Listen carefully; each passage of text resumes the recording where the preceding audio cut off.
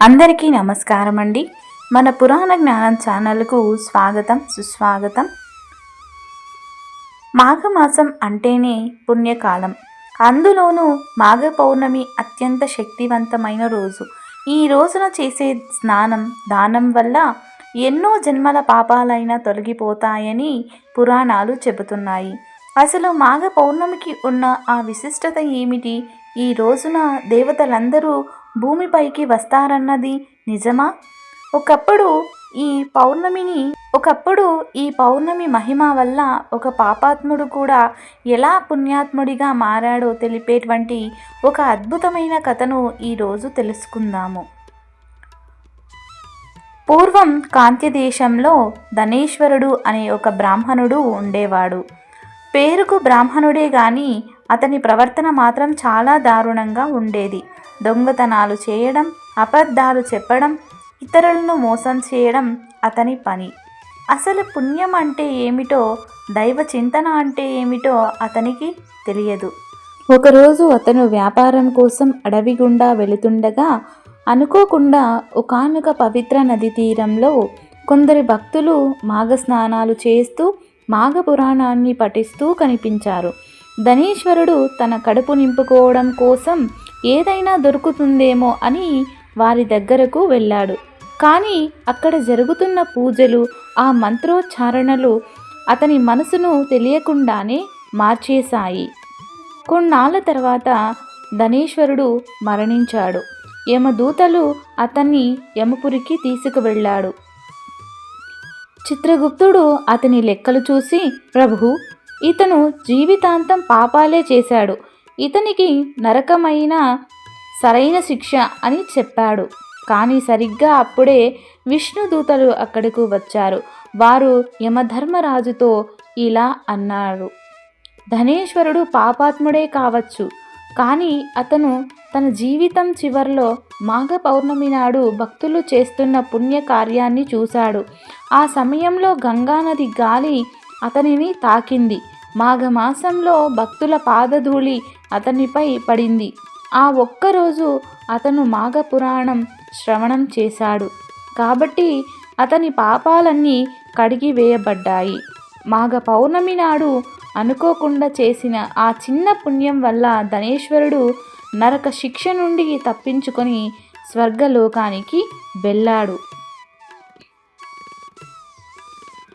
పురాణాల ప్రకారం మాఘమాసంలో సూర్యుడు మకర రాశిలో ఉన్నప్పుడు పౌర్ణమి నాడు చంద్రుడు మఖా నక్షత్రంలో సంచరిస్తాడు. అందుకే దీనిని మాఘ పౌర్ణమి అంటారు. మాఘ పౌర్ణమి నాడు దేవతలందరూ స్వర్గం నుండి భూమికి దిగివచ్చి ప్రయాగ, కాశీ వంటి పుణ్యక్షేత్రాలలోని నదులలో అదృశ్య రూపంలో స్నానం చేస్తారని నమ్మకం. మాఘే స్నానం ప్రశస్యతే అని పెద్దలు చెబుతుంటారు.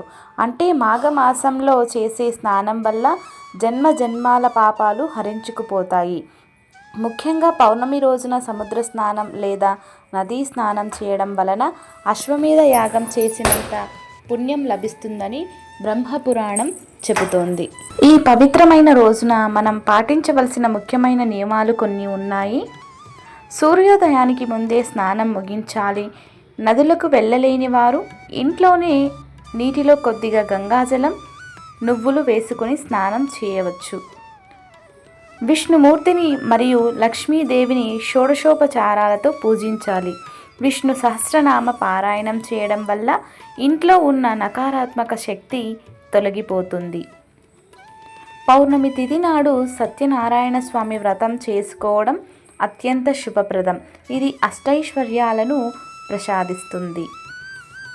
సాయంత్రం వేళ ఇంటి గుమ్మం ముందు లేదా తులసి కోట వద్ద ఆకాశ దీపం వెలిగించడం వల్ల యమభయం తొలగుతుంది. మాఘ పౌర్ణమి రోజున చేసే దానానికి ఎంతో శక్తి ఉంది. పురాణాల ప్రకారం ఈ రోజున చేసే దానం అక్షయమై తిరిగి వస్తుంది. ఈ రోజున నువ్వుల దానం చేయడం వల్ల పితృదేవతల శాంతిస్తారు. చలికాలం ముగిసే సమయం కాబట్టి పేదలకు దుప్పట్లు లేదా వస్త్రాలు దానం చేయడం వల్ల దైవకృప లభిస్తుంది. ఆకలితో ఉన్నవారికి అన్నం పెట్టడం వల్ల పునర్జన్మలో దారిద్ర్యం ఉండదని శాస్త్రం చెబుతుంది. వీలైతే ఈ రోజున పంచదార, నెయ్యి మరియు పండ్లు కూడా దానం చేయండి. మాఘ పౌర్ణమి కేవలం ఒక తిథి మాత్రమే కాదు, అది మన మనస్సును, శరీరాన్ని శుద్ధి చేసుకునే అవకాశం. జ్యోతిషరీత్యా కూడా ఈరోజు చంద్రుడి ప్రభావం ఎక్కువ ఉండటం వల్ల మానసిక ప్రశాంతత కోసం ధ్యానం, జపం చేయడం ఎంతో మేలు చేస్తుంది. ఎవరైనా ఆర్థిక ఇబ్బందులతో సతమతం అవుతున్నారో వారు ఈ రోజున మహాలక్ష్మిని స్తోత్రాలతో పూజిస్తే ఆ తల్లి కటాక్షం ఖచ్చితంగా లభిస్తుంది. మీరు కూడా ఈ మాఘ పౌర్ణమి నాడు సూర్యోదయానికి ముందే స్నానం చేసి యథాశక్తి దాన ధర్మాలు చేయండి. ఈ కథ మీకు నచ్చినట్లయితే లైక్ చేయండి, షేర్ చేయండి. సర్వే జనా సుఖినో భవంతు.